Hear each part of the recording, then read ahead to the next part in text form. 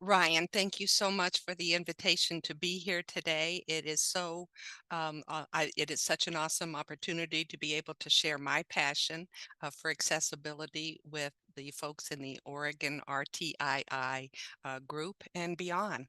We're talking today about meaningful inclusion of all learners in an MTSS framework.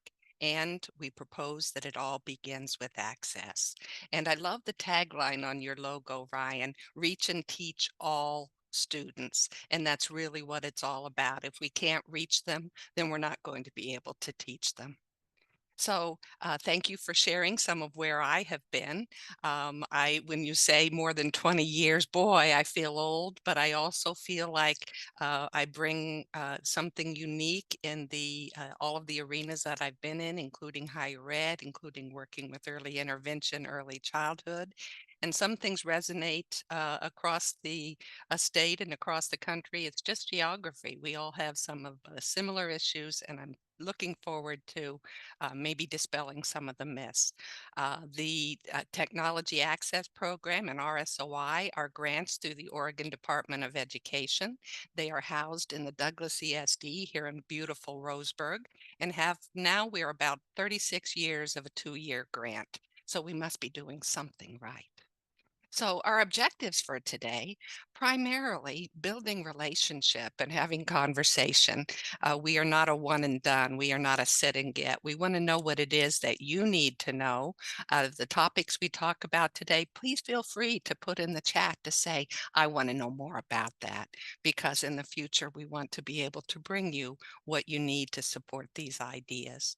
We're going to start with the basics of common vocabulary. We know in the world of education that it's a world of acronyms. So we want to make sure that we are on the same page as far as vocabulary, and going beyond that, connecting the dots to say what it really means to you in your role and in your environment.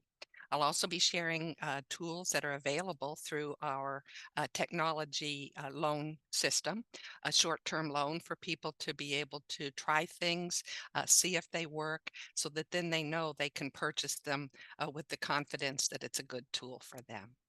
So we begin with the message from ODE.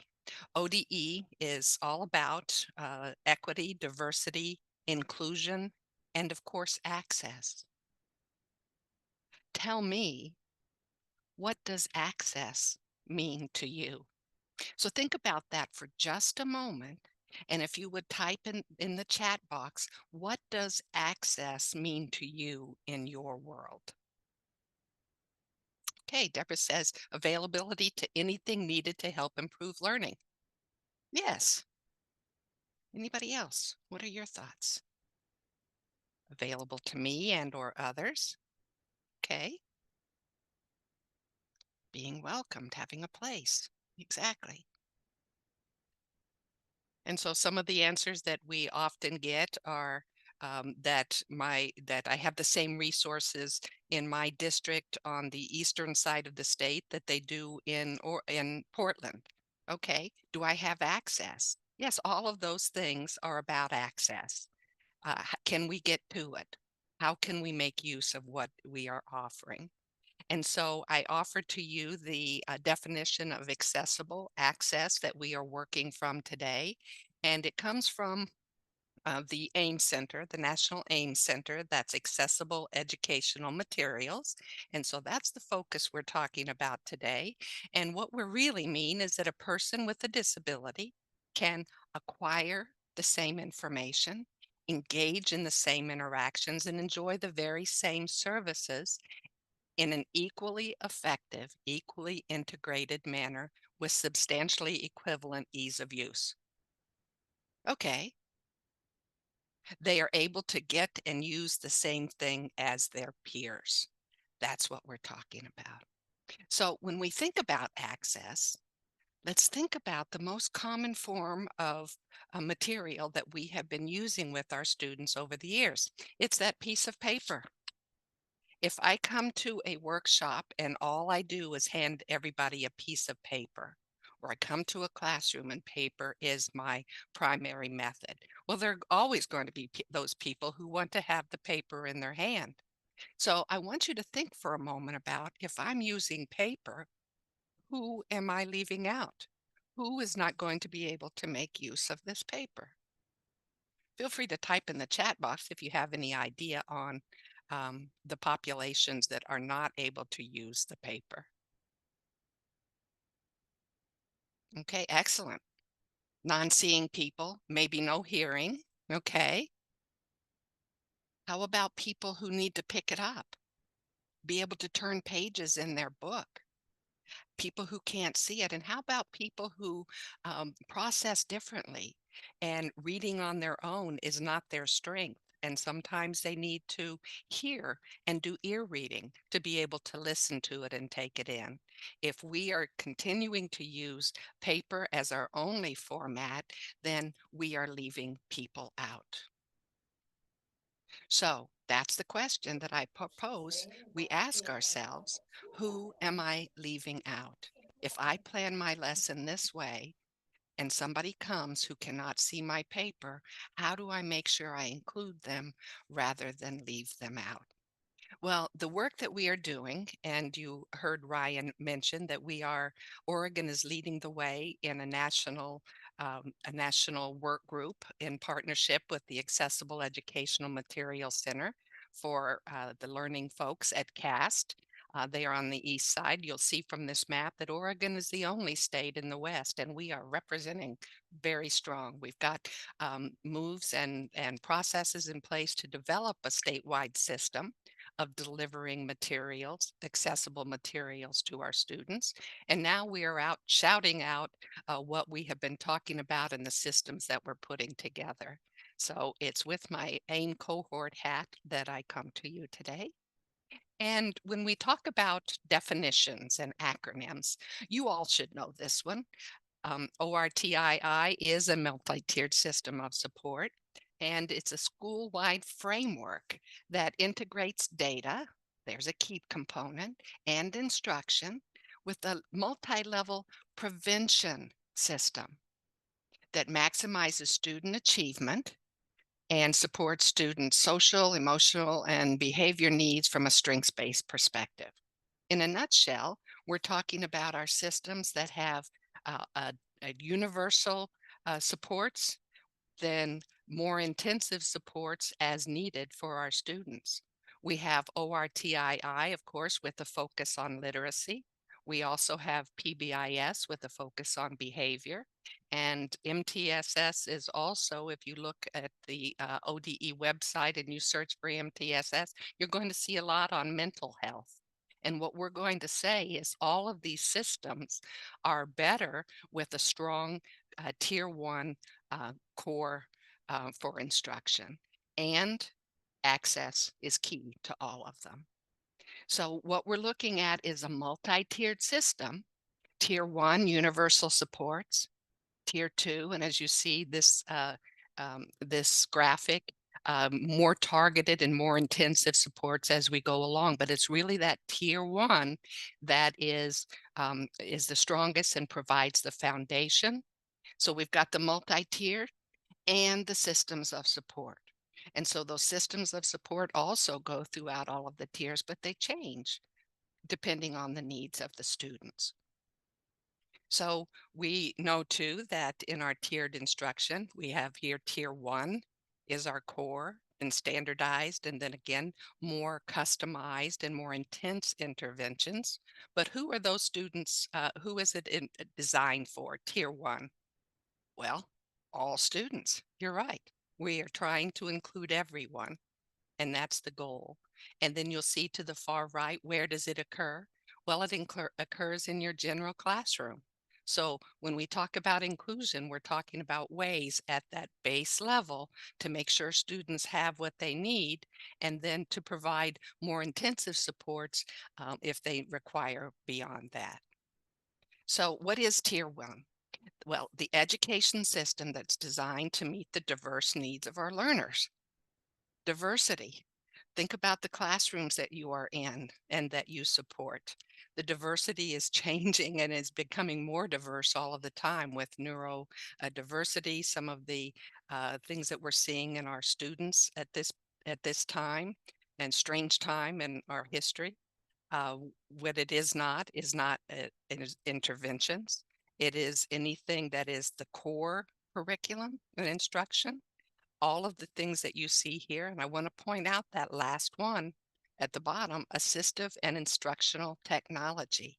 We know that we're all about literacy and helping our students to learn how to improve their reading. It's the key to the world.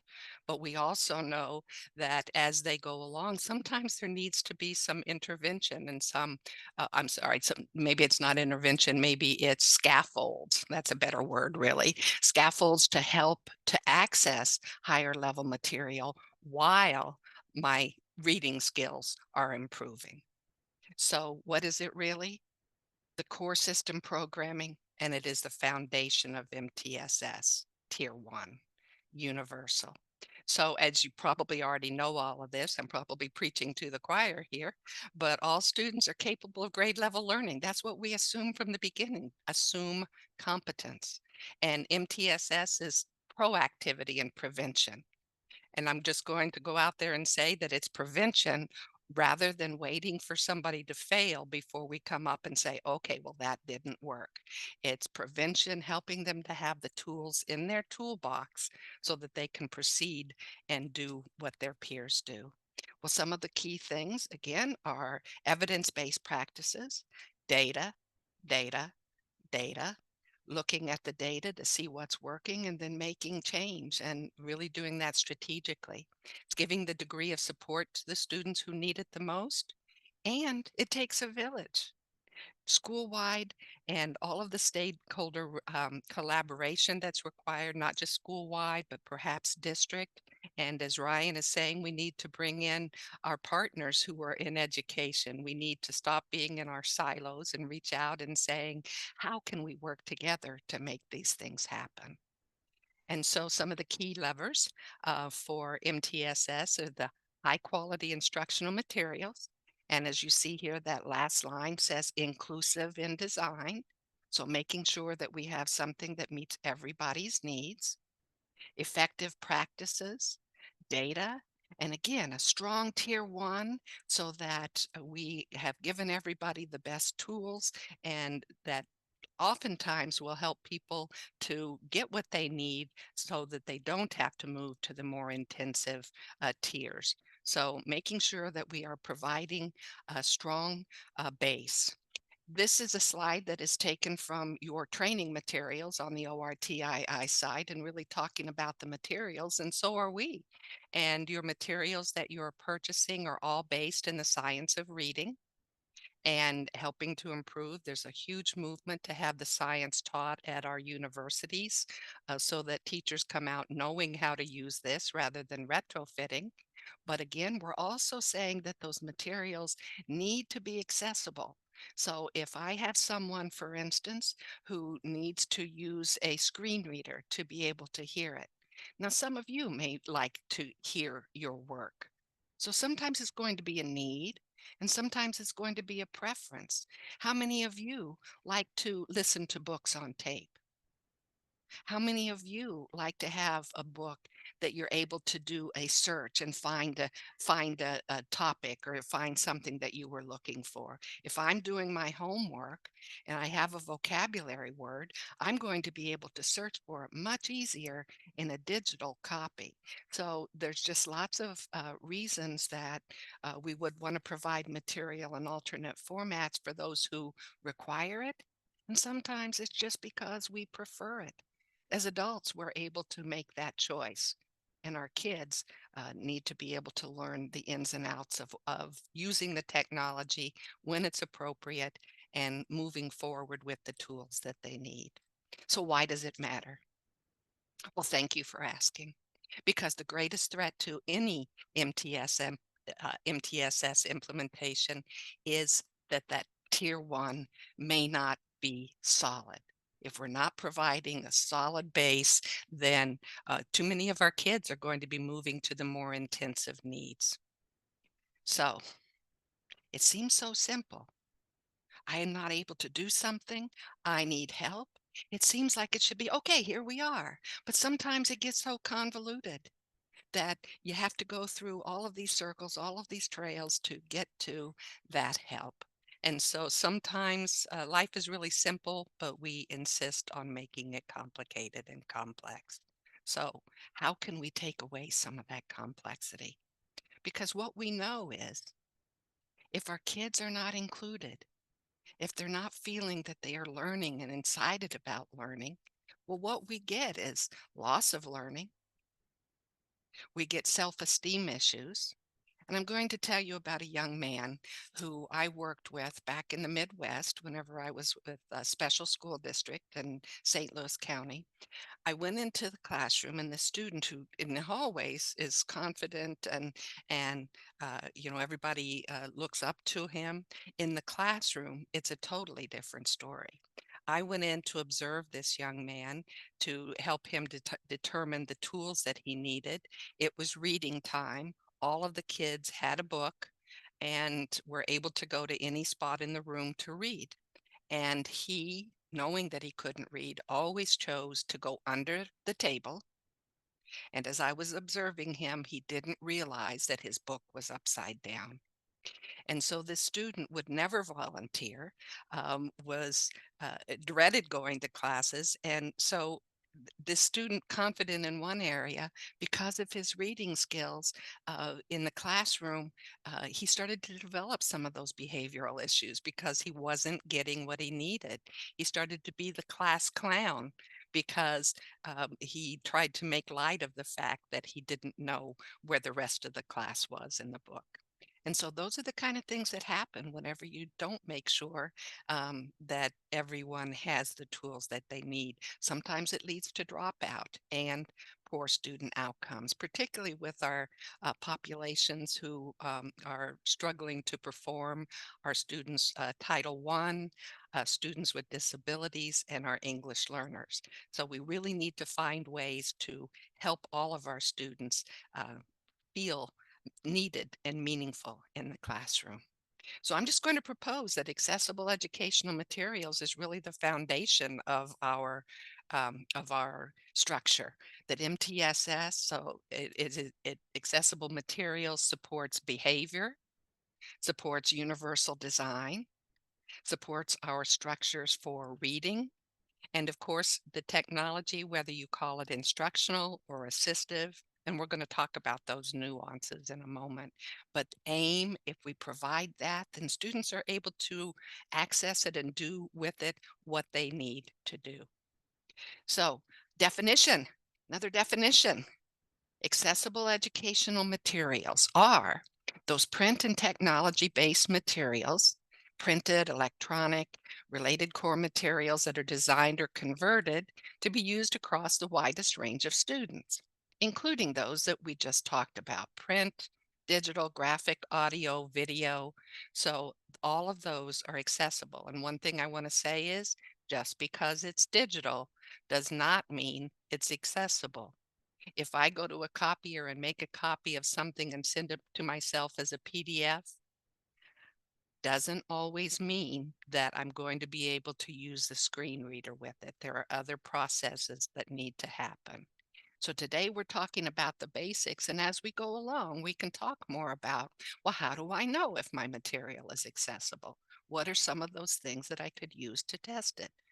This is AIM. So what does that look like? What are the qualities? Well, we need to make sure that our materials and the acronym that we use is POUR, that they are perceivable, operable, understandable, and robust. They're not watered down. So when we think perceivable, it makes it possible for everybody to see and hear the information the way that they need to.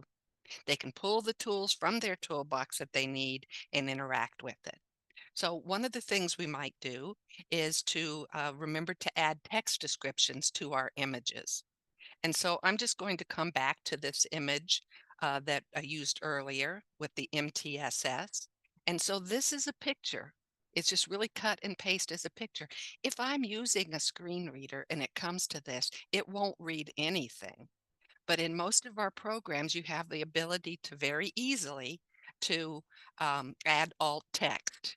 And so here, when I click on this, You would be able to see that the alt text here, when I read it, it's going to say, this graphic shows a structure with MTSS as the roof.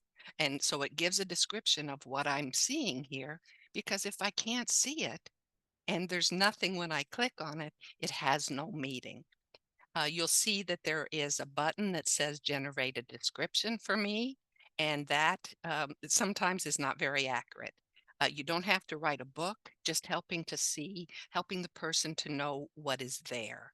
A table might be more complicated, but you also have the ability to mark it as decorative because it may not have any meaning to the rest of what you're using.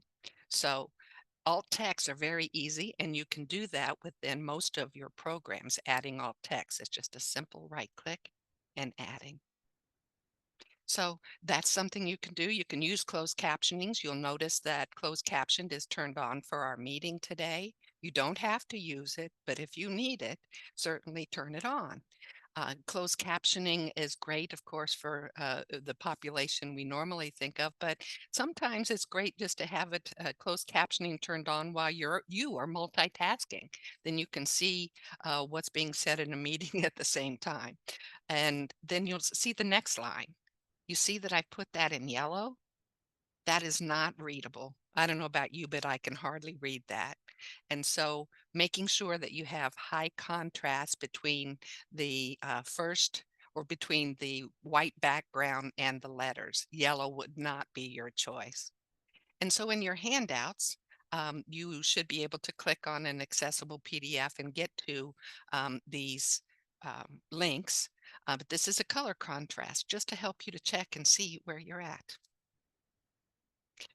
Operable. So this means that somebody's going to be able to use their tools, whether it's technology, assistive or otherwise, that they have a variety of ways to control it. So making sure that we put in headings and that we don't just space all the way through, because then it's just going to be reading spaces, and it's not going to be meaningful for that person who needs to use their technology. Checking for accessibility. All of our programs and our platforms have an accessibility checker on them now. It may be a little complicated in the beginning to learn how to read what it's telling you. It's telling you that you are missing an alt text. Well, we already know that's a pretty easy one to fill. So understandable, making sure that it's clear, using plain language, and trying to aim for consistency are some of those, and predictable design, so that people don't have to spend all their time figuring out what is there. They're figuring out instead, they know that they have the content, and now they can spend their cognitive energy on knowing what to do with the content. And then the last one, of course, was robust, making sure that it includes all of the technologies, performing the accessibility checks that I mentioned. And then if you have any question if this is something that's going to work, well, have somebody with a disability, somebody who requires it, to test it out for you so that you know where those issues might be. I've given you some resources. Some of them I'm going to go through in depth, but this is a video. It's about a 5-minute video, and I'm not going to stop to show it right now. But I know that some of you are going to want to share this information with others. And this video I wanted to give you so that you could use that in your own presentations, as well as any of the slides that I have provided. Feel free to use those, because you're going to become an AIM evangelist. I'm just predicting that you are going to go forth and think about AIM, and you're going to want to share it with others. But what does that look like in your classroom? Well, I have a digital copy of a book, and it's accessible. So I've got kids over here who are using their computer. They've got their headphones on. They're listening to it. Some people still prefer to read and want the book, and so that's available to them. Sometimes there's going to be additional technology that's added on, but it's really about giving choices on how people read, whether it's reading with your own eyes or ear reading, giving those choices. Now, maybe today I've got a headache and my eyes aren't focused. So today, I don't have a documented disability, but I'm just really going to let my computer read it to me. Tomorrow might be a different story. So not only are we meeting the needs of our kids who require it, but we're also giving others choices on how they receive it. As you can imagine, that kind of takes away some of the stigma of being the only one in a room who's using a tool. This is why so many times the technologies that we give our kids with disabilities go unused and abandoned because they don't want to look different. So if we can get in the habit of providing these choices for all of our kids, then nobody stands out. It just becomes part of the culture. So I'm not going to spend a lot of time on this. I gave you these slides for the laws that refer to it because I've given presentations, similar presentation, and people say, well, what are those laws? Well, I wanted to give them to you so that you have them again to pull them out as you need them if you're talking to others or presenting. I'm just going to highlight a couple of things as I go through. So this is the joint letter from the Office of Civil Rights, and it says requiring use of an emerging technology in a classroom when that technology is not accessible to everybody is discrimination. We know that when we hear these things that we want to make these changes because it's the right thing to do. But then there are going to be those that say, well, how do I know? Pull out the law card if you need to, because it is discrimination if we're not doing the very things that we're talking about. And then that last line again, equally effective and equally integrated manner. So nothing in the that you might be talking about, nothing relieves us of the responsibility to ensure that they have what they need.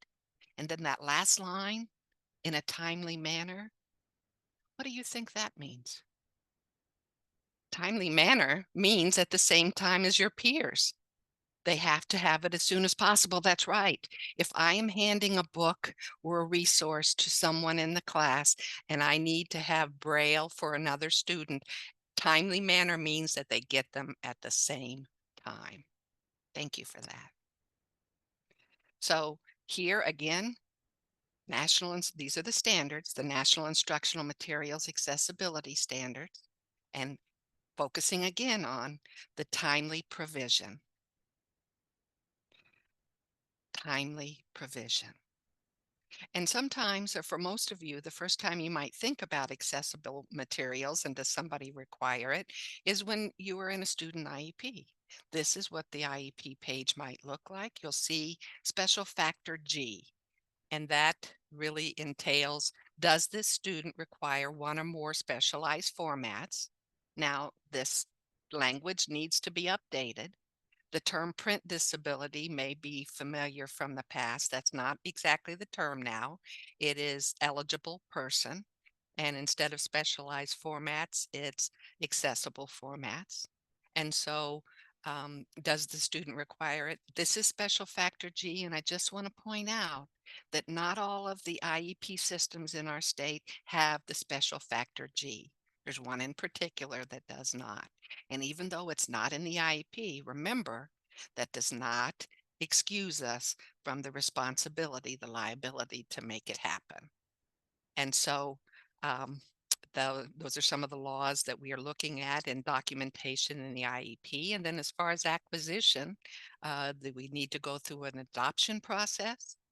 You'll see through our curriculum purchasing that accessibility needs to be a consideration when purchasing. And if we don't purchase those materials up front accessible, then you're probably going to have somebody having to run out of the classroom with a sheet of paper and scanning it to make it accessible and so that our student can hear it. In the past, I've known that was something that often fell to the occupational therapist. They're trying to help a student with their handwriting. Well, they had to leave the classroom and go get something. So if you're not purchasing it, you're retrofitting. And again, sufficient quantities so that everybody is able to get it in a timely manner. And it takes a while. This is the timeline of purchasing materials. And so, you've got your adoption. Most of you have probably done a recent science adoption or you're in the process, and it does take time. One thing that I want to point out, though, is that for some materials, I mentioned Braille. Now, you may never have to go and find Braille yourself. I'm going to share with you that resource. But for Braille, it takes about 7 months to transcribe and to make that braille ready for a student to use. So if you are talking about starting school at the 1st of September, you need to back that up 7 months to make sure that that student has it. And that whole process can cost for some books upwards of $50,000. And so in able to in order to provide materials to students at the same time as their peers, just know that some of them may take a long time. So I've given you some resources, pages that you can go to access more information about the materials online to ODE. And that last one I want to point out, the OER Commons, I'd love to go into great depth in what is in there, but we do have, um, this is where the communication page for the Oregon AIM cohort. And in there, you're going to find that we are doing the same thing as you, Ryan, doing a lot of webinars so that people are going to be able to come in. We archive them so that you can get some professional development even in your jammies. But we have uh, more information about all of these topics that we're talking about. And so please feel free to go in. I did a session on AIM in early childhood environments back in December. That's in there. We have some on transition with your AIM needs. I have one from a librarian talking about what wonderful supports our librarians are able to provide in finding accessible materials. So wonderful resource. Go check it out. What are accessible formats? Again, thank you for asking that question because they are the same information in other forms. So some of the accessible formats for the text base might be Braille, accessible digital, large print, audio, and then tactile graphics for those with visual impairments. Accessible video, of course, captioning, we've already talked about that. We've got it going now in our Zoom. When we upload our videos to YouTube, the captioning is there. It's not always great. You'll probably want to check it, but captioning is one of those first moves for universal design and making it available to everybody. So accessible audio descriptions, accessible audio with transcript. So you can include the transcript that makes it accessible for those who need it. More resources. The National AIM Center is who we are in partnership with. So there's lots of things that they have out there. You're going to get lost for days there. But we've also curated some of that into our OER Commons and put it in folders to help you with the organization. Have you ever heard of Bookshare? Bookshare is a national repository, and it is for those who, as it says here, with print disabilities. We know that term is outdated now. It's eligible person, but this is the description they still use. So some of these need to catch up with the new legislation. But Bookshare, you can go and find the materials in alternate formats. If you need Braille, we have the OTMC, the Oregon Textbook Media Center, and Brian Yoder there is waiting for your requests. And again, how much time do we need to give him for Braille? As much as 7 months. That's what it could take, but that's where you can go for your Braille needs. Learning Ally is another national, it's a subscription. Bookshare is free. Learning Ally is a subscription, but you are able to get materials in human reader or also computer generated. And so Learning Ally is another resource. The OER Commons I mentioned is a place that you can go and see our resources. But the OER Commons is also a place that you can go to and search for materials, lesson materials that others have created and uploaded that are ready to go. So Ryan, if you needed some lesson for science for a fourth grade class, and you wanted to make sure that it had materials available in accessible digital, you can go into the OER Commons and put in those specifications, and it will come back to you with some resources, ready-made lessons that you can use. So great repository. And then Tar Heel Reader is another one that allows people to create and upload accessible books. Just a really good resource that I wanted to make sure that you had. Are there any questions at this point? I'm just going to pause. I know I'm talking about a lot of topics that may or may not be new. Okay, well, let's just party on then. When we think about AIM and accessibility, well, how does it work? Well, we've got our materials. We already know that they need to be accessible materials, information or any kind of content. Then we have our technology. These are going to be tools that are available probably at your universal access level that are going to work with it. And then even though we may have Chromebooks and everybody's got one, there may be some times when somebody still needs something extra. We'll talk about what some of those extras might be in a moment when we get to technology specifics. But we're talking about assistive technology, materials, and the technology already available. That is the dynamic trio. Um, and those things all come together to support our kids. So, what do I mean by assistive technology? The definition on the bottom, Individuals with Disabilities Education Act, the IDEA definition is anything that is an item, something that's off the shelf, your whatchamacallits, your thingamabobs, your maybe you've designed something specially, but it is a technology device that also needs a service to make it to be in compliance and helping them to learn how to use it and to select it. But it's anything that is used to increase or maintain im- improve functional capabilities of a child with a disability. The top part is part of your high leverage practices, and it's number 19 in particular. It includes augmentative and alternative communication devices and assistive and instructional technology products to promote student learning and independence. So not only is it part of IDEA, but it's part of high leverage practices. I just want to point out that just last month, January 22nd, as a matter of fact, IDEA came out with some updated revisions and guidance for assistive technology devices. And I have put a link here. You can go there. It includes a Dear Colleague letter, and it also includes some pages of myths, common myths, and dispelling those myths. So go check that out. And at the same time, the very same day, IDEA, in partnership with the National Educational Technology Plan.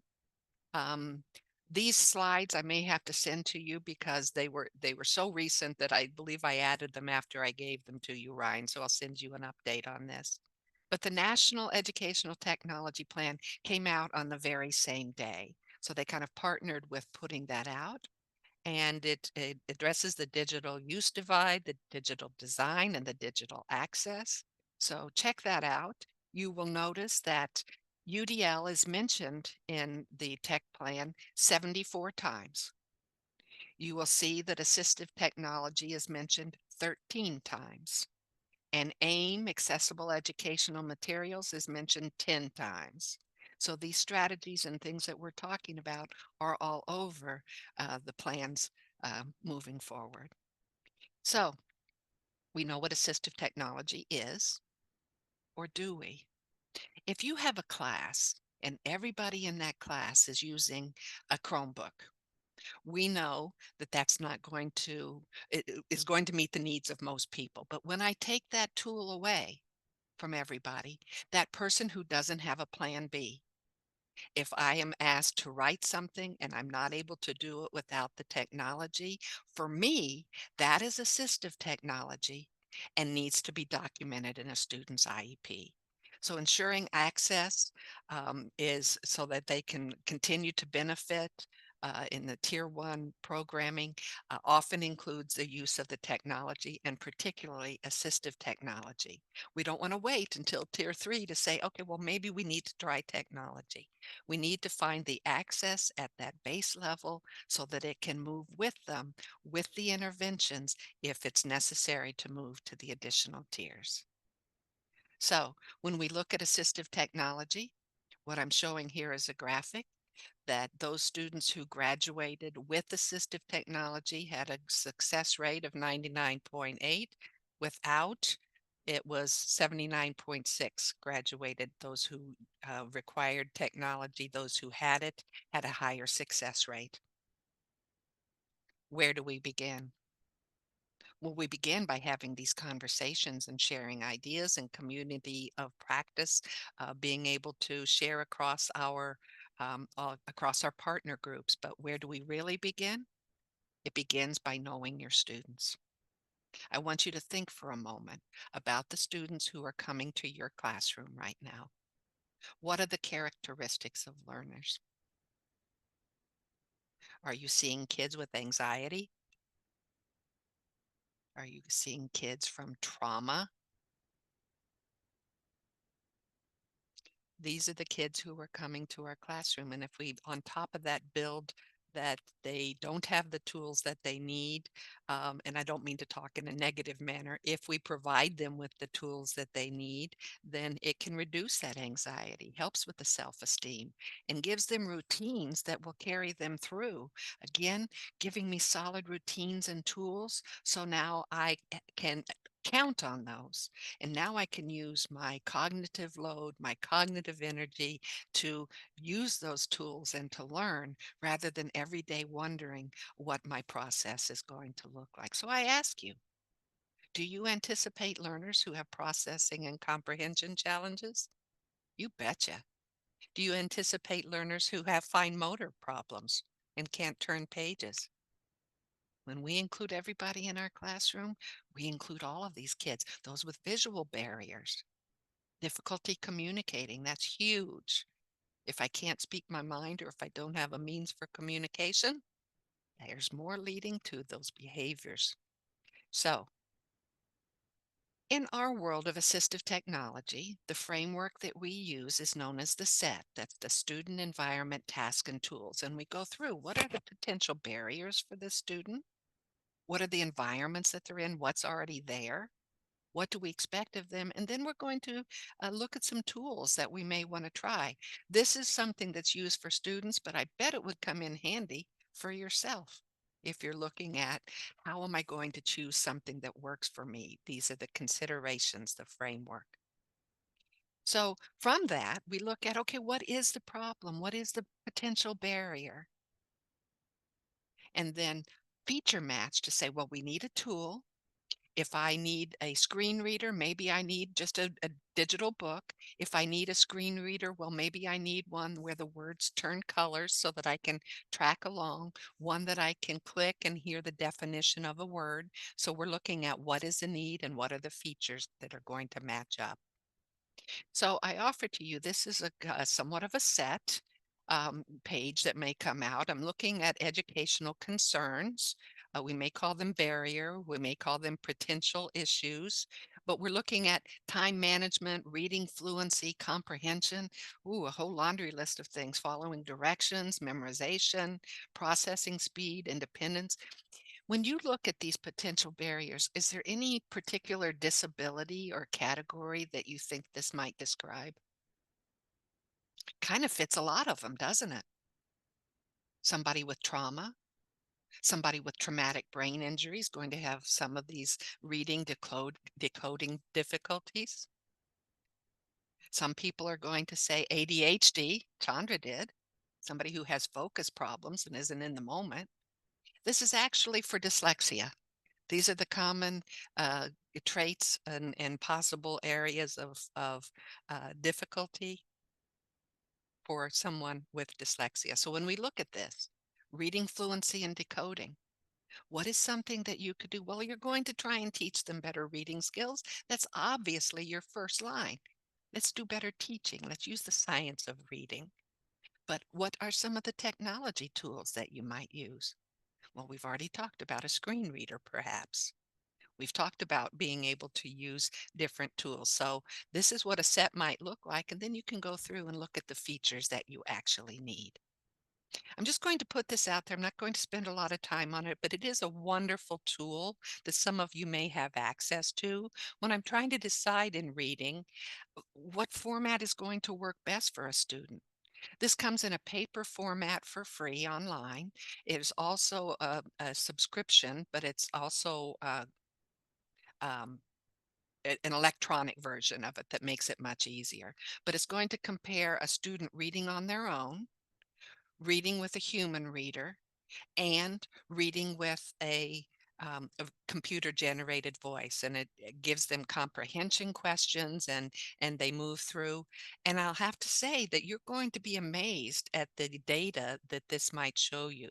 A student who is in your history, they have maybe capped out at the third grade reading level, but oftentimes a student who reads on their own at that level can comprehend several grades higher whenever they have the material in the right format. It is not a stretch to say that that third grade reader may comprehend at a ninth, 10th, or even an 11th grade level. So this is some amazing data, and I just wanted to share it with you. Um, where does it really begin with the tools? Well, begin with what you've already got. Before you go out and start buying things, first of all, look at your built-in accessibility features. May not have all the gongs and whistles, but every one of our platforms has features where it can read aloud to see how a student responds to that, has features for being able to magnify those kind of things. But also knowing what you have in your district is important. Through COVID, people were buying things right and left and not really knowing what everybody else had. And then you have things that may not be accessible. So this is a technology inventory that we developed through OTAP, where you can go in and answer the questions about, do you have um, digital books in your library, those kind of things. But it can give you a profile of what you actually have. These are the tools that we have. This is what we have as a site license. So then you can print out your profile and share it with teachers, share it with your itinerant folks coming in, and share it particularly with those who are in IEP meetings to say, what is it that we might want this student to learn?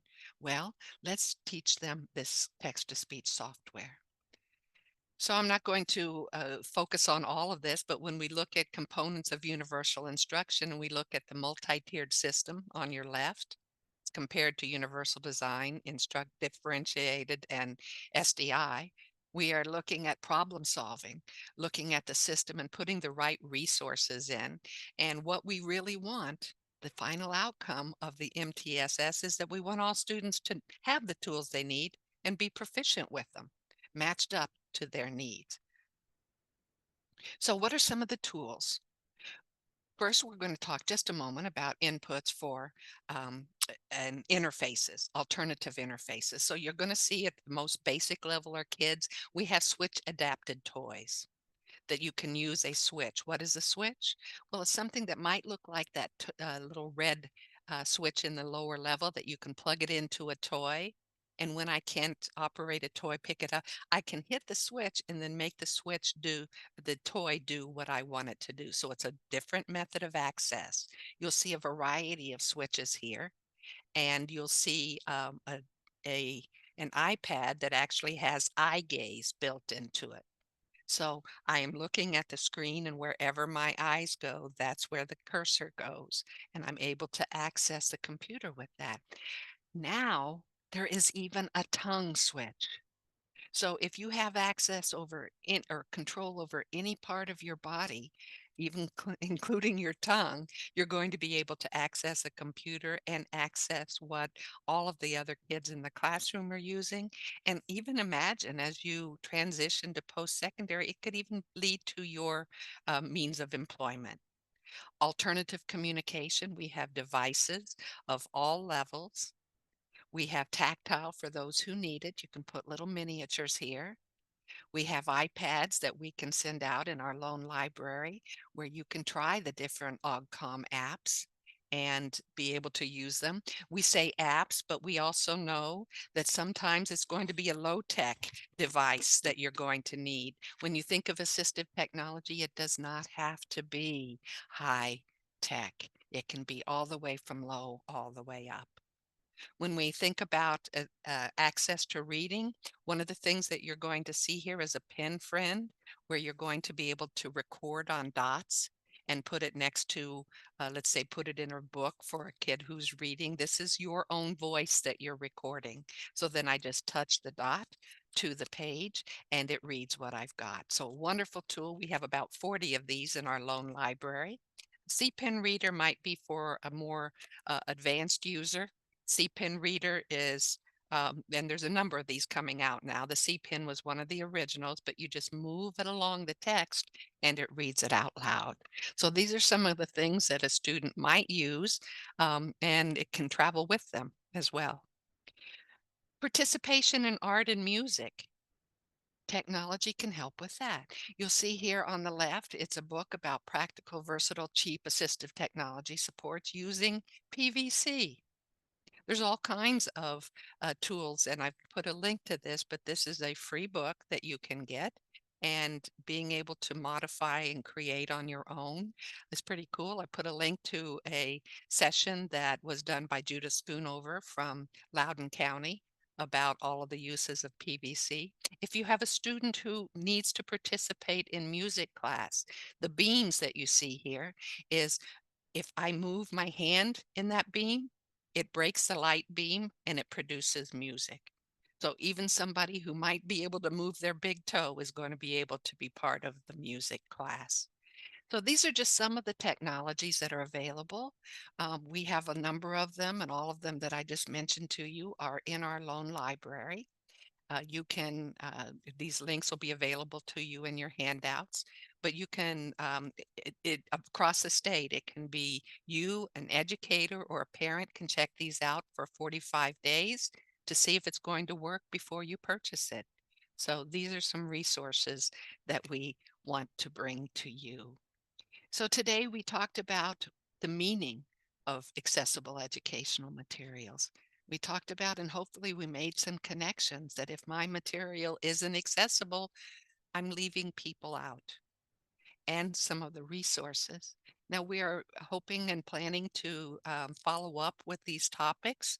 We want to know what you need to know. So feel free to type in the chat box if there's something that you want to know more about, and we'll include that in a future session.